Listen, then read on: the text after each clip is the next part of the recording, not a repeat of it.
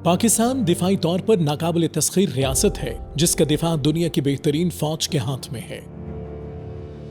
Armed forces किसी भी मुल्क की रीढ़ की हड्डी होती हैं जो मुश्किल वक्त में आम आवाम के सामने ढाल बनकर खड़ी होती हैं। लेकिन चंद शरपसंद दुश्मन कुव्वतों के बहकावे में आकर अपनी ही फौज के खिलाफ सीना सपर हैं और डिजिटल तखरीबकारी के जरिए पाक फौज के खिलाफ प्रोपेगेंडा कर रहे हैं। शायद उनको मालूम नहीं कि मजबूत फौज ही मजबूत पाकिस्तान की जमानत है।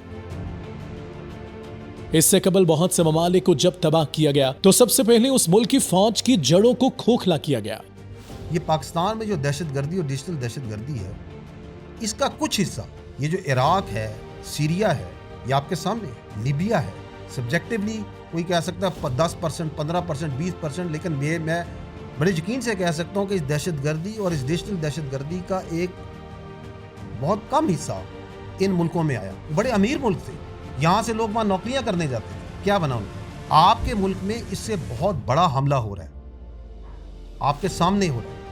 पाकिस्तान इस वक्त डिजिटल तखरीबकारी का शिकार है, जिसके हवाले से लेफ्टिनेंट जनरल अहमद शरीफ साहब ने गुज़िश्ता प्रेस ब्रीफिंग के दौरान बातें की जिन्हें सिर्फ वो समझ सकता है जिसे इस्लामी रियासत के बका की अहमियत का इल्म है।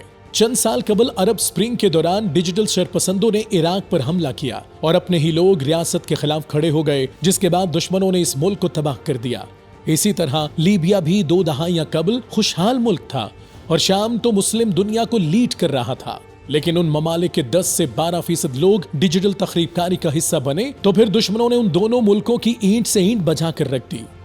इन हालात से कबल इराक, शाम और लीबिया में दूसरे ममालिक के लोग काम करने जाते थे, लेकिन अब उनका ये हाल है कि लोगों के पास खाने को कुछ नहीं। इंफ्रास्ट्रक्चर मुकम्मल तौर पर तबाह हो चुका है। पाकिस्तान के भी मुट्ठी भर अफराद अपनी रियासत के खिलाफ खड़े हैं। शायद उनको मालूम नहीं कि उनकी हरकतों की वजह से मुल्क बदनाम हो रहा है और दुश्मन कुव्वतों को मौका मिल रहा है कि वो अफवाज पाकिस्तान के खिलाफ नफरत अंगेज मुहिम चलाकर उसको बदनाम करें।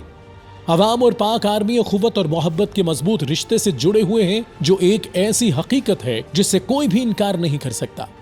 पहले भी पाक फौज पर संगीन हमले करवाए गए, लेकिन अवाम की मोहब्बत और ताकत से पाक फौज ने उन हमलों को उन्हीं पर पलट दिया।